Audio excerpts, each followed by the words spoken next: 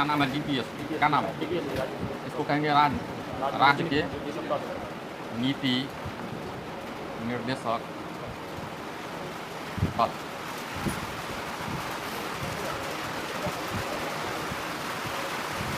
भाग 4 का क्या नाम है ना? देखो भाग 4 और भाग 3 में कुछ संबंध है। इसको भाग 3 क्या कहते हैं? मौलिक अधिकार कहते हैं ना। इसी से वो प्रश्न पूछ जाएगा। मौलिक अधिकार, मौलिक अधिकार। इसमें देखो इस भाग 4 में डीपीएसपी, भाग 3 में क्या है? मौलिक अधिकार। इस दोनों में वो संबंध क्या है जानने का प्रयास करो। भारतीय संविधान मौलिक अधिकार डायरेक्ट भारत के नागरिक को देता है। डायरेक्ट किसको? बीच में कोई है? यह संविधान डायरेक्ट मौलिक अधिकार में जितने अधिकार डायरेक्ट वह अधिकार भारत के नागरिक को देता है। डायरेक्ट, बीच में कोई नहीं। डायरेक्ट किसको देता है? भारत के नागरिक देता है। सेम इसी प्रकार कि डीपीएसपी में जो भी प्रावधान है, मतलब जो भी बातें हैं, वह डायरेक्ट वह अधिकार देता है किसको? राज्य। किसको देता है? राज्य को देना मतलब राज्य पर जो शासन कर रहा है उसको देना, वही ना। राज्य को क्या? राज्य के सड़क को देगा? राज्य पर जो शासन कर रहा है उसको देगा। इसका मतलब राज्य सरकार। ये पहले बात बुझा के। अधिकार देने की चर्चा दो जगह। अधिकार देने की चर्चा क्या जगह? एक भाग 3, एक भाग 4। भाग 3 डायरेक्ट मौलिक अधिकार देता है किसको? भारत के नागरिक को। और डीपीएसपी के तहत जो भी प्रावधान है, जो भी बातें कही गई है, वह डायरेक्ट किसको यह अधिकार देता है? राज्य सरकार। इसका मतलब यही पूछेगा पहले कि राज्य के नीति निर्देशक तत्व का संबंध भारत के नागरिक से है कि राज्य सरकार से है? क्या बोलेगा? राज्य सरकार से। किससे? राज्य सरकार। ये कंसेप्ट हो गया क्लियर। अधिकार देने की क्या जगह बात है? दो जगह। एगो भाग 3 में, एगो भाग 4। भाग 3 डायरेक्ट अधिकार देता है किसको? भारत के नागरिक। डीपीएसपी डायरेक्ट देता अधिकार किसको? ठीक। दूसरा कंसेप्ट समझने का प्रयास करो, परीक्षा में मिल जाएगा। मौलिक अधिकार अगर किसी से छीना जाता है या किसी का हनन होता है तो हम अनुच्छेद 32 और 226 का प्रयोग करके सुप्रीम कोर्ट और हाई कोर्ट चले जाते हैं पुनः मौलिक अधिकार को हमको प्राप्त होने के लिए। नहीं चल जाता? अगर मौलिक अधिकार हमसे कोई छीन लेता या मेरा मौलिक अधिकार हनन होता तो इसके विरुद्ध में हमको हाई कोर्ट और सुप्रीम कोर्ट जाने का अधिकार आपके संविधान दिया है कि नहीं? दिया। अनुच्छेद 32 और अनुच्छेद 226। अनुच्छेद 32 के तहत सुप्रीम कोर्ट जाते हैं, अनुच्छेद 226 के तहत हाई कोर्ट जाते हैं। बात समझ गया? ये भी तो अधिकार है कि नहीं? राज्य सरकार का अधिकार। राज्य सरकार को अधिकार है कि आप अपने राज्य के लिए कई सारे प्रावधान, नीति, योजना लाइए अपने राज्य के लोगों के लिए। बात समझा गया? अगर राज्य सरकार नहीं लाता है तो इसके विरुद्ध हम न्यायालय नहीं जा सकते। लेकिन यहाँ पे न्यायालय हम जा सकते थे, लेकिन यहाँ पे न्यायालय नहीं जा सकते। बात समझा? समझा कि नहीं? एगो होता है वाद योग, एक होता है वाद योग नहीं। एगो वाद योग होता है, एगो वाद योग नहीं। वाद योग उसको कहते हैं कि जिसके हनन से हम सुप्रीम कोर्ट में उसके खिलाफ कानूनी कार्रवाई कर सके, उसको कहते हैं वाद योग। नहीं कहते हैं? जैसे बोलते थे कृष्णानंद वर्सेस केरलवाद बोलते थे ना। तो सुप्रीम मौलिक अधिकार अगर हनन होता है तो मौलिक अधिकार वाद योग है, क्योंकि अगर मेरा मौलिक अधिकार कोई हनन करेगा तो हम सुप्रीम कोर्ट या हाई कोर्ट जा सकते हैं अपना मौलिक अधिकार प्राप्त करने के लिए। तो मौलिक अधिकार वाद योग है कि वाद योग नहीं है? वाद योग है। हाँ, समझ लिया? क्या राज्य के नीति निर्देशक तत्व वाद योग है? क्योंकि यह सरकार अपने राज्य के लोगों को अपनी योजना का लाभ नहीं भी देता है तो उस राज्य के लोग राज्य सरकार पर कोई केस मुकदमा या न्यायालय में इसके विरुद्ध नहीं जा सकता है। इसीलिए यह कहेंगे डीपीएसपी क्या है? वाद योग नहीं है। वाद योग नहीं। बात समझा? वाद योग नहीं है। ये बात समझी कि नहीं? अगर मौलिक अधिकार हनन होगा तो हम सुप्रीम कोर्ट में जाते हैं, क्योंकि मेरा हनन हुआ तो सुप्रीम कोर्ट में वाद होगा कि नहीं? बातचीत होगा कि नहीं इसमें? तो वाद योग है। लेकिन डीपीएसपी वाद योग नहीं है। बात क्लियर? दूसरा बात, एक होता है परिवर्तनीय। क्या होता है? परिवर्तनीय। परिवर्तनीय का मतलब ही होता है वाद योग। क्या होता है? वाद योग। अकेगा परिवर्तनीय नहीं है तो समझेंगे वाद योग नहीं है। तो तुमको प्रश्न जब पूछेगा ना तो ये बात नहीं पूछेगा वाद योग है या वाद योग नहीं है, तुमको यही बात ये शब्द पूछेगा। तो इसका मतलब ये तो वही है, मौलिक अधिकार न्यायालय में परिवर्तनीय है कि नहीं है? परिवर्तनीय है। लेकिन डीपीएसपी न्यायालय में परिवर्तनीय है? नहीं। बात समझिए? राज्य सरकार तुम लोग जानता है, दो कंसेप्ट जाना कि नहीं? पहला कि पूरे संविधान में आधार अधिकार देने की बात जो दो जगह, एक भाग 3, एगो भाग 4। भाग 3 डायरेक्ट देता है किसको? भारत के नागरिक को। और राज्य के नीति निर्देशक तत्व में जो भी प्रावधान है वह डायरेक्ट अधिकार देता है किसको? राज्य सरकार। राज्य सरकार राज्य के नीति निर्देशक तत्व के संबंध में जो भी प्रावधान है उसको मान भी सकता है, उसको नहीं भी मान सकता। अगर नहीं मानेगा तो उसके खिलाफ में हम न्यायालय नहीं जा सकते। आप समझा गया? तो डीपीएसपी परिवर्तनीय नहीं है और मौलिक अधिकार परिवर्तनीय है। परिवर्तनीय का मतलब क्या है? बात समझ में आ गया? समझा कि नहीं? अब आगे बढ़ते हैं। जैसे तुम लोग जानता है कि नेता बनने के लिए कोई क्वालिफिकेशन की योग्यता है? 7वां पास राबड़ी देवी बिहार की मुख्यमंत्री। कितना पास?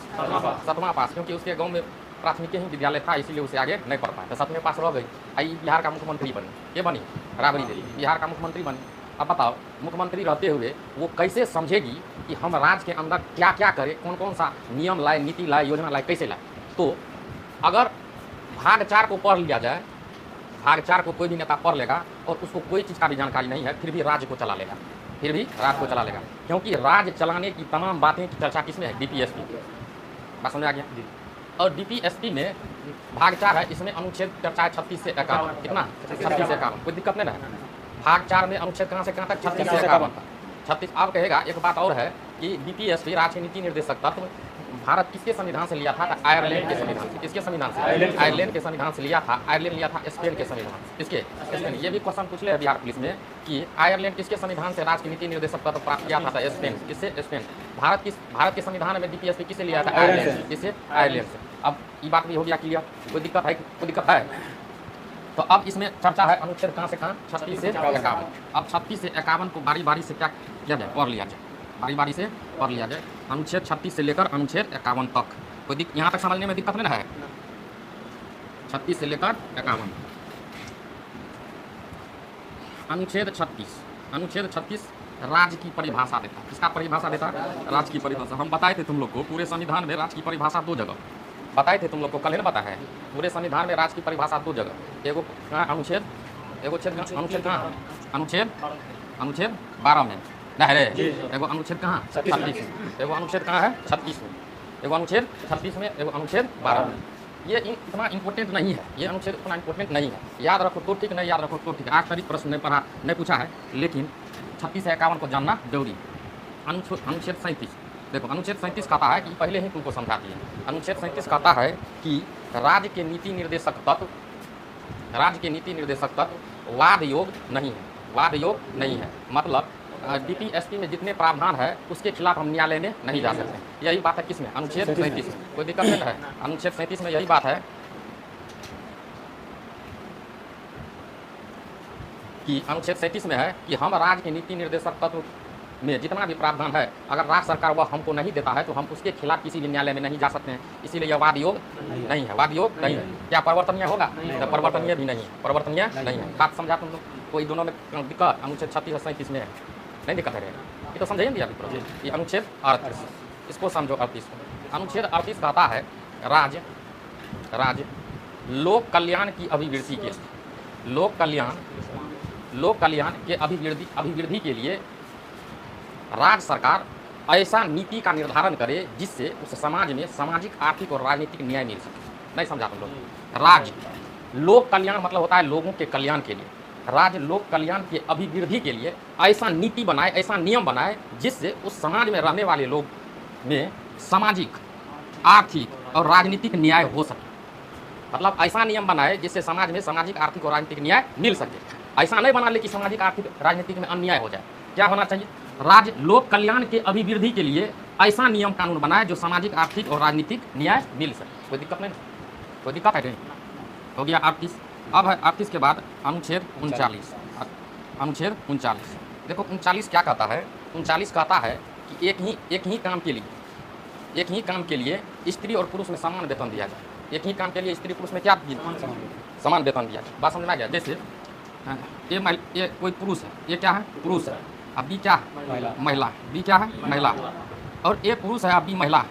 अब ये दोनों मिलकर एक ही जैसा काम करा रहा है। मतलब 10 से 4 स्कूल में ये हो पा रहा और 10 से 4 ये हो पा रही, तो इसको दोनों का वेतन क्या होना चाहिए, समान होना चाहिए। दोनों का वेतन, अगर इसका भी सैलरी 40,000 है तो इसका भी सैलरी क्या होना चाहिए, 40,000 होना चाहिए। मतलब स्त्री और पुरुष के लिए एक ही काम के लिए समान वेतन होनी चाहिए। ये बात किसमें है, राज्य ऐसा व्यवस्था करे जो एक ही काम के लिए स्त्री और पुरुष के लिए समान काम के लिए समान वेतन मिल सके। समान काम के लिए समान वेतन मिल सके। बात समझा कि नहीं, समान काम के लिए समान वेतन मिल सके। अब इसी मास्टर साहब उतना पढ़ा है, डीपली से नहीं है, जाके केस कर दिया कहाँ जानता है, हाई कोर्ट में, कि पिछले वाला टीचर जो पहले से टीचर है उसको मिलता है 95,000 रुपया महीना, 1 लाख रुपया महीना। तो वो भी तो स्कूले में रहता है, हम भी तो स्कूले में रहते हैं, हमको भी दीजिए 95,000 रुपया महीना। जाके केस कर दिया तो कोर्ट में केस लेवे नहीं किया। कहे नहीं लिया जान, इसलिए नहीं लिया, कहा गढ़ूँ सब मास्टर बन गया लेकिन जानकारी नहीं है। अनुच्छेद 39 कहता है स्त्री और पुरुष, तो तू स्त्री है, पुरुष में समान काम समान वेतन हो जाएगा। लेकिन यहाँ लिखल क्या, स्त्री, यही है। केस को खारिज कर दिया एक बार, तो एक ही काम के लिए स्त्री और पुरुष में समान काम का वेतन की चर्चा है किसमें 39 कि मास्टर में है। इसका एक और अथी भी है 39 का क।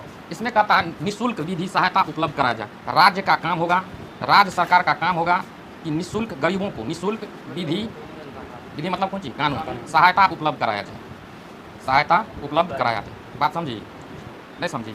अमीर लोग को पैसा बहुत होता है ना, पैसा होगा जाके तो मातबर वाला तो पढ़ल लिखल है सबसे तेज तरह का वकील कर लेता, लेकिन गरीबों के पास पैसा नहीं रहता तो उसको कानून का जानकारी कौन देगा? तो उसके लिए राज्य सरकार को कहा, डीपीएसपी के माध्यम से कहा है कि एक ऐसा व्यवस्था पर रखिए कि गरीबों को निःशुल्क विधि सहायता उपलब्ध हो जाए, मतलब बिना पैसा का उसको कानून की जानकारी हो जाए। नहीं समझी? निःशुल्क विधि सहायता।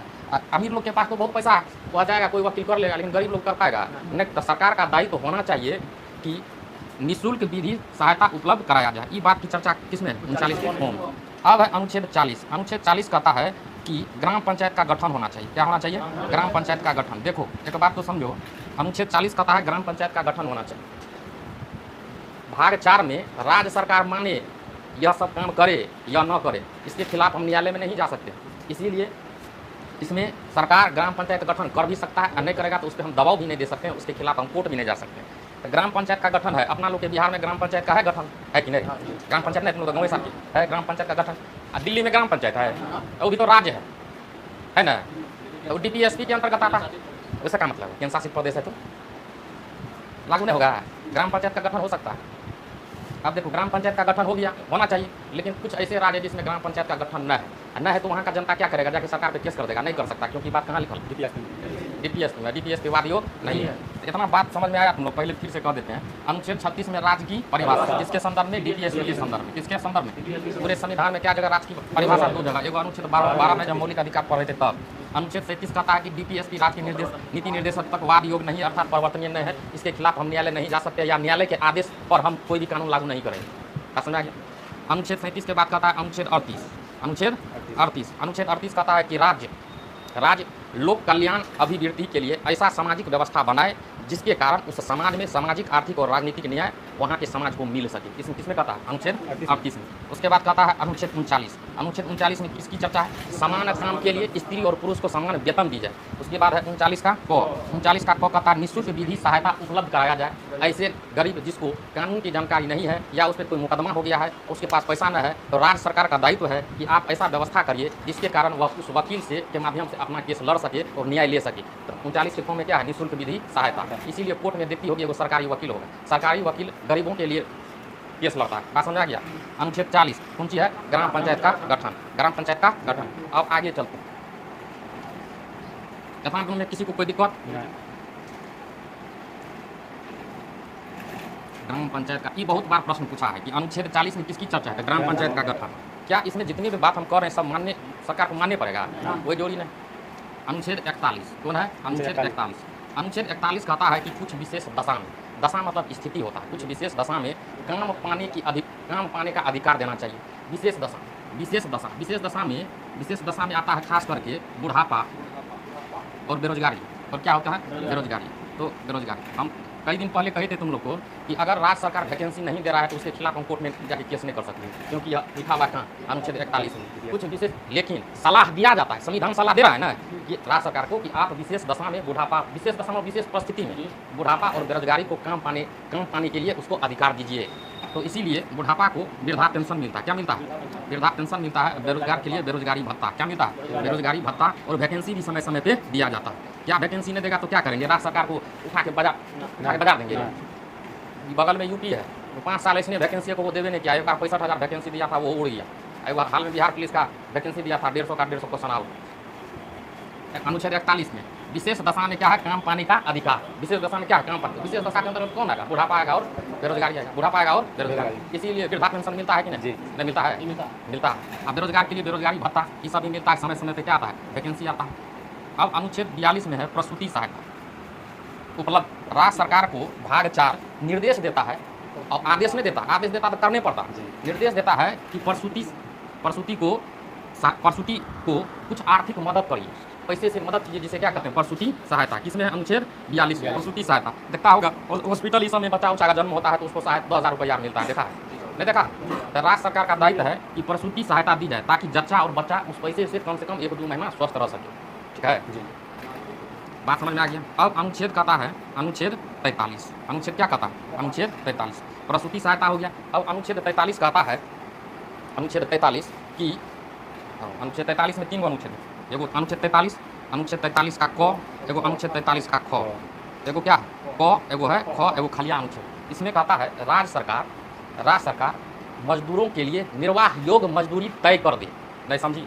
राज्य सरकार मजदूरों के लिए निर्वाह योग्य मतलब उसको डेली इतना मजदूरी जरूर मिल जाना चाहिए ताकि वो अपना घर का भरण पोषण कर सके। इसीलिए कहता है राज्य सरकार अपने मजदूरों के लिए निर्वाह योग मतलब जीवन जीने योग निर्वाह योग मजदूरी तय करे। निर्वाह योग मजदूरी क्या करे? तय कर दे। निर्वाह योग मजदूरी तय करे, कोई दिक्कत नहीं ना इसमें। अब 43 का क में कहता है निर्वाह योग मजदूरी तय करे। 43 का क में कहता है कि उद्योग में, किसमें? उद्योग के प्रबंधन को इंग्लिश में मैनेजमेंट कहते हैं। क्या कहते हैं? मैनेजमेंट। उद्योग के प्रबंधन में मजदूरों की भागीदारी होनी चाहिए। किसकी भागीदारी होनी चाहिए? मजदूरों की भागीदारी होनी चाहिए। ये बात किसमें है? 43 के क में। इसलिए यह बात रखा गया है उद्योग के प्रबंधन में मजदूरों की भागीदारी होनी, इसलिए रखा। मान के चलो अभी कुछ दिन पहले बहुत ज़्यादा गर्मी था, नहीं था गर्मी? तो बहुत ज़्यादा गर्मी था, तो इसमें तो गर्मी में तो पढ़ल जेबे नहीं कर रहा था, काम कहाँ से करेगा मजदूर? नहीं कर सकता। तो मजदूर साहब अपने मालिकों को कहा कि हम लोग को 6 बजे से ड्यूटी लगा दीजिए, 6 से 10 हम लोग काम कर लेंगे, उसके बाद धूप ज़्यादा हो जाता है तो हम लोग काम नहीं करेंगे, दूसरे दिन आके काम कर देंगे या शाम में 6 बजे से काम कर देंगे ताकि धूप में परेशान ना हो। उद्योग का जो मालिक है कहता नहीं 10 से 4 करना पड़ेगा, तुम जिंदा रहो या मरो उससे वो क्या लेना देना? बोल सकता है ना? बोलेगा कि नहीं? या उद्योग का मालिक कहेगा कि 6 से 10 काम करो और दिनों काम करो और रात में खा पी के फिर आओ वहाँ फिर काम करो, ऐसा भी तो बोल सकता है। इसीलिए अनुच्छेद 43 के क के अंतर्गत कहा है उद्योग के अंतर्गत जो भी मजदूर आएंगे उससे आप सलाह मशवरा करके ही कोई नियम बनाइएगा। समझी? तो सब कह दे कि दोपहर में हम लोग काम नहीं करेंगे तो उसका बात मानना पड़ेगा। प्रबंधन मतलब मैनेजमेंट होता है। प्रबंधन का इंग्लिश कौन चीज? मैनेजमेंट। तो उद्योग के प्रबंधन में मजदूरों की भागीदारी मतलब मजदूरों की राय लेना जरूरी है। आप समझा गया? बढ़िया बात है कि खराब बात? बढ़िया बात है ना, मजदूरों की राय लेना जरूरी है। बात समझा? ये हो गया 43 का क। अब 43 का ख कहता है कि राज्य सहकारी समिति का गठन करवाए। सहकारी समिति का गठन कराए। किसमें कहता? अनुच्छेद 43 का क। सहकारी समिति नहीं बुझी होगी, जीविका देखी है, समूह देखा है, देखा है कि नहीं देखी है?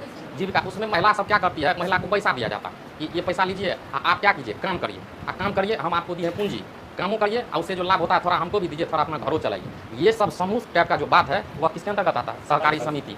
एगो मार्केटिंग में देखिए, मार्केटिंग में पूरा घर बिल्डिंग बनल है ना, उसको कहता है बाजार समिति। उसको क्या कहता है? बाजार समिति। बाजार समिति ये भी एक, इसको पूरे सरकारी नहीं बोलेंगे, इसको सरकारी नहीं बोलेंगे, ये अर्ध सरकारी है। इसमें सरकार देता है पैसा ताकि ये सब समिति बना के इसमें रोजगार मिल सके। जैसे समूह हुआ, जीविका हुआ, ये सब हुआ, बाजार समिति हुआ, ये सब क्या है? सहकारी समिति। बात समझी? 43 में 3 गो बात याद रखना। 43 में क्या है? राज्य सरकार अपने मजदूरों को निर्वाह योग्य मजदूरी प्रदान करवाने में मदद करे। दूसरा को उद्योग के प्रबंधन में मजदूरी की भागीदारी होनी चाहिए, अर्थात मजदूरों से राय विचार लेना चाहिए। 43 का ख में क्या है? सहकारी समिति। क्या है? सहकारी समिति। अब आगे बढ़ेंगे तो 42 हो गया, 43 जान लिया। अनुच्छेद 41 में बताइए दिए विशेष दशा में बुढ़ापा या बेरोजगारी को काम देने का बात किसमें? 41 में। 40 में ग्राम पंचायत का गठन है, ये हुआ कि नहीं? ग्राम पंचायत का गठन विशेष दशा में बुढ़ापा बेरोजगारी को काम पाने का अधिकार। 42 में क्या है? प्रसूति सहायता। प्रसूति सहायता होना चाहिए। नहीं तो पहले होता क्या था? प्रसूति सहायता में नहीं देता था तो बहुत लोग पैसा तो होता नहीं था, पैसा नहीं होता तो वो अपना बच्चे को जन्म घरे पे दिलवा देते थे। गाँव में 1-2 महिला है अभी है जो कहेगा वो बच्चे को जन्म देने में एक्सपर्ट है, कुछ नहीं है, गाँव में रहता महिला कहेगा बच्चों का जान ले लेता है और माइयों का जान ले लेता है। इसीलिए उस सब जैसे ही द्वार दरवाजा पे किसी के घर में आए फटकार के भगा, सब क्या करना? फटकार के भगा देना है, जाने जो है दे जगह ना लिखे चले। इसीलिए बगल में सदर अस्पताल है तो सबको तो पता है 5-6 दिन बाद हो जाएगा, मतलब बच्चा का जन्म हो जाएगा, उसको आराम से जाके हॉस्पिटल में एडमिट करो, अच्छा से डॉक्टर की निगरानी में उस बच्चा को जन्म भी देगी और सरकार उसको आर्थिक रूप से सहायता भी करेगा। नहीं करेगा? किसमें है? ये सब काम करने का किसको दायित्व दिया? राज्य सरकार। अगर राज्य सरकार ने नहीं किया तो हम इसके खिलाफ चल जाएंगे कोर्ट में? नहीं। जैसे बिहार में वृद्धा पेंशन मिलता है ना, यूपी में वृद्धा पेंशन बंद हो गया। समझ में आ गया? वृद्धा पेंशन बंद है। 43 में क्या अनुच्छेद 3 गो, एगो खलिया 43 है, 43 का को 43। बात समझा कि ना है? अब अनुच्छेद 44 में कहता है समान सिविल संहिता। अनुच्छेद 44 कहता है समान सिविल संहिता। ये सब नहीं बुझी होगी तब तुरंत बुझा जेते। समान सिविल संहिता। समान सिविल संहिता का मतलब समझो। देखो बहुत सारा धर्म है कि नहीं? हिंदू धर्म है, मुस्लिम धर्म है, सिख है, बौद्ध है, जैन है। सभी धर्म में लोग में विवाह करने का रीति रिवाज सबका अलग अलग है कि नहीं। हिंदू धर्म में विवाह करने का रीति रिवाज अलग है, मुस्लिम धर्म में विवाह करने का रीति रिवाज अलग है, सभी अलग अलग धर्मों में विवाह करने का रीति रिवाज अलग है। लेकिन सरकार कहता है, संविधान कहता है कि सबका विवाह करने का तरीका एक जैसा होना चाहिए। क्या होना चाहिए? एक जैसा होना चाहिए। उसी को कहते हैं समान सिविल संहिता। उसी को क्या कहते हैं? समान सिविल संहिता। उसी को कहते हैं समान सिविल संहिता। यह क्या बिहार में लागू है? अगर लागू होता तो सबको विवाह करने का तरीका एक होता। तो मात्र भारत में गोवा एक ऐसा राज्य है जो अनुच्छेद 44 का पालन करता है। कौन? गोवा। मान के क्या और सब राज्य को जबरदस्ती पालन कराना पड़ेगा? नहीं, क्योंकि यह इसके खिलाफ हम न्यायालय में नहीं जा सकते। बात समझिए, कोई दिक्कत है? नहीं है। अब अनुच्छेद है 45। कौन है? अनुच्छेद 45। 44 समझ गया। अनुच्छेद 45 कहता है 6 से लेकर 14 वर्ष। कितना वर्ष? 6 से लेकर 14 वर्ष बच्चों को राज्य सरकार निःशुल्क स्वास्थ्य और शिक्षा दे। अनुच्छेद 45 क्या कहता है? 6 वर्ष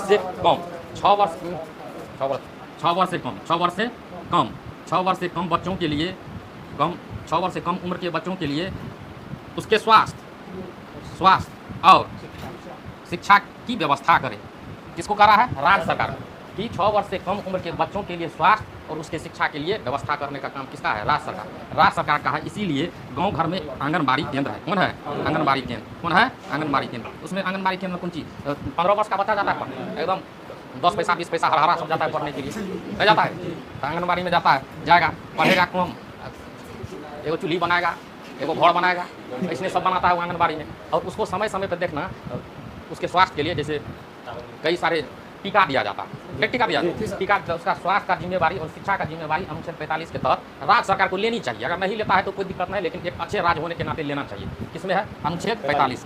और अनुच्छेद 46 कहता है, अनुच्छेद 46 कहता है कि राज्य सरकार को, अनुच्छेद 46 कहता है राज्य सरकार को कि SC ST या OBC या कोई अन्य समुदाय, कोई भी समुदाय जो आर्थिक और शैक्षणिक स्तर से पिछड़े है उसे मदद किया जाए। कौन कौन समुदाय? SC ST OBC और कोई अन्य समुदाय शैक्षणिक और आर्थिक रूप से कमजोर है तो सरकार को उसको मदद करना चाहिए। किसमें है यह बात? अनुच्छेद 46। अनुच्छेद 46। किसी को कोई दिक्कत है? अनुच्छेद 46 के बाद है कटो करा उधर अनुच्छेद 47। अनुच्छेद 47 कहता है राज्य सरकार लोक स्वास्थ्य अभिवृद्धि के लिए अपने राज्य के अंदर में जितना मादक पदार्थ, कौन पदार्थ? मादक पदार्थ है, नशीली पदार्थ है या शराब है, इस पर प्रतिबंध लगा। इस पर क्या करे? प्रतिबंध लगा। अगर क्या जरूरी है लगबे करे? राज्य सरकार को इच्छा है लगाए, राज्य सरकार को इच्छा नहीं है तो नहीं लगाए। बात समझ में आ गया? राज्य सरकार को इच्छा है तो क्या करे? लगाए, और राज्य सरकार को इच्छा है तो नहीं लगाए। बिहार में शराब बंद है कि नहीं? लेकिन यूपी और अन्य राज्य में शराब चालू है। तो जाके यूपी के में जाकर केस कर दे कि काहे ने शराब तुम बंद कर रहा? नहीं, क्योंकि यह सब बात की चर्चा कहाँ है? DPSP में। और DPSP में जितने प्रावधान है उसके खिलाफ हम न्यायालय नहीं जा सकते। तो अनुच्छेद 47 कहता है राज्य सरकार को लोक स्वास्थ्य के अभिवृद्धि के लिए नशीले पदार्थ, मादक पदार्थ, शराब पदार्थ पर प्रतिबंध लगा सकते हैं। क्या कर सकते हैं? लगा सकते हैं। कोई बात समझ में आया कि नहीं? नहीं समझ आ रहा है? अनुच्छेद 48 कौन है? अनुच्छेद 48। अनुच्छेद 48 कहता है राज्य सरकार को कि अपने राज्य के अंतर्गत आप वैज्ञानिक ढंग से, कौन ढंग से? वैज्ञानिक ढंग से कृषि और पशुपालन को बढ़ावा दीजिए। कौन स्तर से? वैज्ञानिक स्तर से कृषि और पशुपालन को क्या करिए? बढ़ावा दीजिए। इसीलिए जितना पावर का ट्रैक्टर है ना, आप उतने पावर का कार खरीद लेगी। सुतल है पीछे। वैज्ञानिक तरीका से किसको बढ़ावा देना है? कृषि और पशुपालन। किसको देना है? कृषि और पशुपालन। इसीलिए जब ट्रैक्टर खरीदने जाएगा ना तो उसमें सब्सिडी मिलता है। क्या मिलता है? ताकि किसमें बढ़ावा मिले? कृषि। जितना भी कृषि से संबंधित कोई सामान खरीदने जाएगी तो उसमें सब्सिडी मिलेगा, नहीं मिलता है? जब थ्रेसर खरीदने सब्सिडी मिलेगा, जब कोई भी कृषि से संबंधित सामान खरीदने जाएगा तो उसमें सब्सिडी मिलेगा। क्योंकि अनुच्छेद 48 से कहता है कि कृषि को क्या करना? बढ़ावा देना, और पशुपालन को बढ़ावा देना। तो इसी अनुच्छेद के कारण, अनुच्छेद 48 के कारण ही दुधारू पशु और मालवाहक पशु पर हत्या पर रोक, प्रतिबंध लगाया। क्या लगाया गया है? प्रतिबंध। बात समझा? इसी अनुच्छेद के कारण। ये अनुच्छेद कहता है ना कि वैज्ञानिक ढंग से कृषि और पशुपालन को क्या करना चाहिए? बढ़ावा देना चाहिए। इसलिए इसी अनुच्छेद को प्रासंगिक और बनाने के लिए जो भी दुधारू पशु है, तो मतलब जो दूध देता है, ऐसे पशु जो मालवाहक का काम करता है, मतलब कि बोझ ढोने में काम करता है, घोड़ा हुआ, गधा हुआ, ये सब बोझ ढोने में काम करता है ना, गाय बैल हुआ, ये सबको हम उसकी हत्या नहीं कर सकते। उसकी हत्या पे क्या लग गया? प्रतिबंध। क्या लग गया है? प्रतिबंध। 48 समझ गया? अब 48 का एक और अनुच्छेद है जिसका नाम है 48 का क। 48 का क कहता है कि राज्य के अंतर्गत जितने भी पर्यावरण से संबंधित बात है, पर्यावरण, वन्य जीव संरक्षण, या वन, इसका संरक्षण करने का दायित्व किसका? राज्य सरकार। इसी अनुच्छेद के कारण प्रोजेक्ट टाइगर लाया जाता है। इसको प्रोजेक्ट मतलब जीव को बचाना है, प्रोजेक्ट हाथी लाया जाता है इसी अनुच्छेद के कारण। किसके? 48 के को 48 के को एगो होता है, एगो है 49 है राष्ट्रीय स्मारक। कौन? राष्ट्रीय स्मारक का सुरक्षा राज्य सरकार करेगा। राष्ट्रीय स्मारक की सुरक्षा क्या करेगा? स्मारक बुझती है ना, कोई महान आदमी मर जाता है तो उसके मरने पर स्मारक बनाया जाता है, उसका सुरक्षा कौन करेगा? वो ऐतिहासिक स्थल माना जाता है, इसीलिए उसकी सुरक्षा क्या करेगा? राज्य सरकार। उसका स्मारक जिस भी राज्य में हो तो उसको सुरक्षा देने का काम कौन करेगा? राज्य सरकार क्या करेगा? देना चाहिए, चलेगा, कहीं कहीं कहाँ देता, लेकिन क्या करना चाहिए? राज्य सरकार को देना चाहिए। अभी ताजमहल देखा है, ताजमहल कौन सी मंदिर है? तब मुसलमानों के लिए वो मंदिर है नहीं, वो स्मारक है। क्या है? उसमें किसको दफनाया गया था? किसको? शाहजहां और उसकी पत्नी का क्या नाम है? मुमताज। हम गए हैं यहाँ पे, हाँ गए हैं, तो हम गए थे अंदर में, तो ये जो है शाहजहां का जो अति है मकबरा, उसका साइज बड़ा था, उसके बगले में थी मुमताज, उसके बगले में क्या था? तो अनुच्छेद कौन था रे? 49। अनुच्छेद 49 में राष्ट्रीय स्मारक का क्या करना? सुरक्षा करने का दायित्व किसका? राज्य सरकार।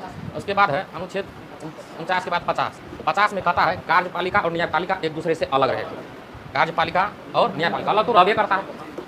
अनुच्छेद 51 क्या? अनुच्छेद 51 है कि राज्य जब भी कोई बात करेगा तो मारपीट दंगा फसाद वाला नहीं, अंतर्राष्ट्रीय शांति का बात करेगा। कौन बात करेगा? तो शांति का। ये नहीं कि दो देश में लड़ाई हो रहा है तो जाके और घी डाल दे। दोनों देश को क्या करना है? समझाना। लड़ाई झंझट करने से कुछ नहीं होता है, क्या कीजिए?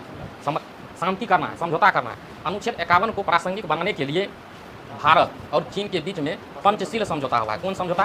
पंचशील समझौता हुआ है। और भारत और पाकिस्तान के बीच में शिमला समझौता और ताशकंद समझौता हुआ। कौन समझौता? शिमला समझौता और ताशकंद समझौता। हो गया 51 खत्म, हो गया DPS की खत्म। तुम लोग को याद नहीं होगा? होगा कि नहीं रे? ना देखो, एगो हम फिर से लिखते हैं, हमारे बातों को ध्यान से सुनो, और सुनेगा ना तो अपने याद हो जाएगा। अनुच्छेद 36 में क्या कहता? राज्य की परिभाषा। अनुच्छेद 37 क्या कहता? अनुच्छेद 37 कहता है कि DPSP राज्य के निर्देशक, राज्य के नीति निर्देशक तत्व न्यायालय में वाद योग नहीं है, परिवर्तनीय नहीं है। 38 कहता है कि राज्य लोक कल्याण अभिवृद्धि के लिए ऐसा सामाजिक व्यवस्था बनाए जिससे समाज में सामाजिक, आर्थिक और राजनीतिक न्याय हो सके। कौन कहता? अनुच्छेद 38। अनुच्छेद 39 क्या कहता है? बताओ। स्त्री और पुरुष में समान काम के लिए समान वेतन। 39 के कौन में कहता है? निःशुल्क विधि सहायता, निःशुल्क विधि सहायता। 40 में क्या कहता है? ग्राम पंचायत का गठन हो। ग्राम पंचायत में सबसे ज़्यादा वैल्यू बुजुर्ग को देना चाहिए। किसको देना चाहिए? हमारा बात पे ध्यान रखो, अनुच्छेद गड़बड़ाएगा। बुजुर्ग पे ध्यान देना चाहिए। इसीलिए विशेष दशा में, कौन दशा में? विशेष दशा में क्या कहते? विशेष दशा में बुढ़ापा, बेरोजगारों के लिए काम पाने का अधिकार होना चाहिए, नहीं होना चाहिए? जिसके कारण बुजुर्गों के लिए वृद्धा पेंशन है, बेरोजगारों के लिए क्या है? बेरोजगारी भत्ता है कि नहीं? उसके बाद बुजुर्ग के बाद समाज में दूसरा स्थान होता है प्रसूति महिला का। किसका? प्रसूति महिला का। तो प्रसूति सहायता उपलब्ध कराना चाहिए, नहीं कराना चाहिए? प्रसूति सहायता उपलब्ध कराना चाहिए। उसके बाद है 43 प्रसूति सहायता उपलब्ध कराएगा तो इसको कोई बच्चा होगा कि नहीं? नहीं होगा रे? होगा। तो वो जो बच्चा होगा तो उसको क्या करेगा? वो काम करेगा कि नहीं? तो निर्वाह योग क्या होना चाहिए? निर्वाह योग मजदूरी होनी चाहिए। 43 के को मजदूरी करने जाएगा तो कहेगा कि नहीं, करेगा 3 बजे रात में करने के लिए, तो उद्योग प्रबंधन में इस मजदूरों का भागीदारी होनी चाहिए, नहीं होना चाहिए? तो ये हो गया 43 का को ख। अब कहेगा कहाँ काम करने जाए, कोई उद्योग है ही नहीं, तो सहकारी समिति का गठन हो। बिहार में उद्योग है उतना, तो सहकारी समिति का गठन कर लिया जाए, नहीं कर लिया जाए? इसमें काम करिए आप, नहीं कर लीजिए। उसके बाद कौन चीज? 43 के बाद 44 है। अब देखो, ये ग्राम पंचायत के बाद, ग्राम पंचायत में सबसे ज़्यादा बुजुर्गों को वैल्यू देना चाहिए। उसके बाद प्रसूति महिला को। प्रसूति महिला अपने बच्चे को जन्म देगी तो कुछ ना कुछ काम करेगा, भविष्य में जाकर निर्वाह योग मजदूरी। अब कहेगा उद्योग का मालिक कि नहीं, आपको काम करना पड़ेगा रात में। तो कानून बन गया है भाग 4 में कि उसको उद्योग के प्रबंधन में मजदूरों की क्या होनी चाहिए? राय होनी चाहिए। आप कहेगा उद्योग है ये नहीं है तो हमारा किससे मांगे जाएंगे? उद्योग में काम कहाँ जाएंगे? तो सहकारी समिति बना लीजिए। क्या बना लीजिए? सहकारी समिति बना लीजिए। अब यह काम कर लिया, इसका देखा सुनी होगा, इसका मतलब इसका ब्याह होगा समान सिविल संहिता। क्या होगा? समान सिविल संहिता क्या होगा? समान सिविल संहिता।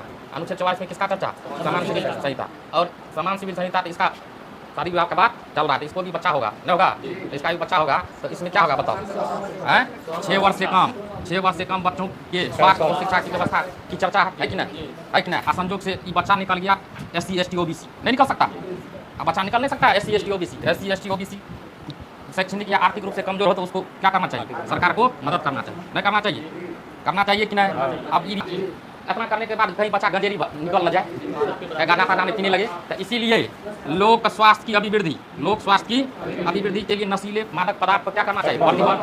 तब ना सुधरेगा। तो सुधर के क्या करेगा? कृषि पशुपालन करेगा। क्या करेगा? कृषि का पशुपालन करेगा।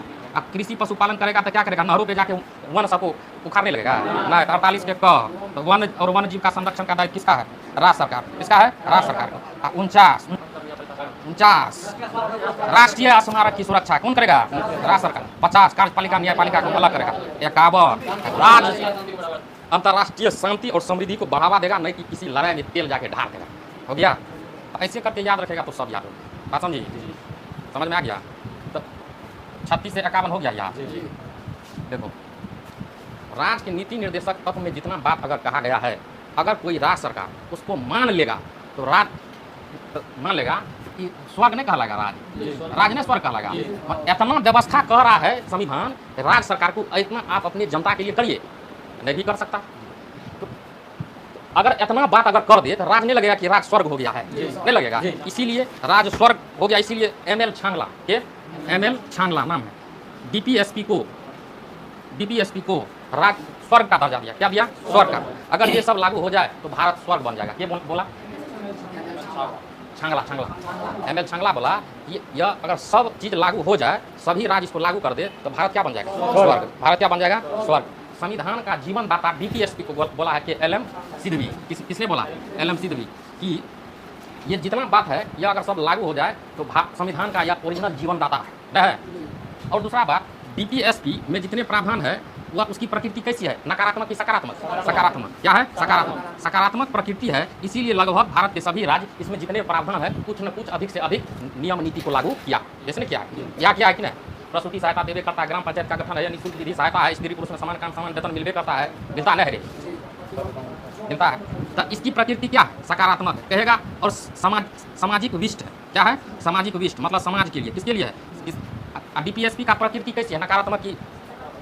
डीपीएसपी में जितना बात है यह लोक कल्याण का बात करता है कि नहीं? तो ये लोक कल्याण का बात करता है। किसका बात करता है? लोक कल्याण का बात करता है। क्या डीपीएसपी सामाजिक आर्थिक राजनीतिक न्याय का बात करता है कि नहीं? करता है। ये सामाजिक आर्थिक राजनीतिक न्याय स्थापित करता है।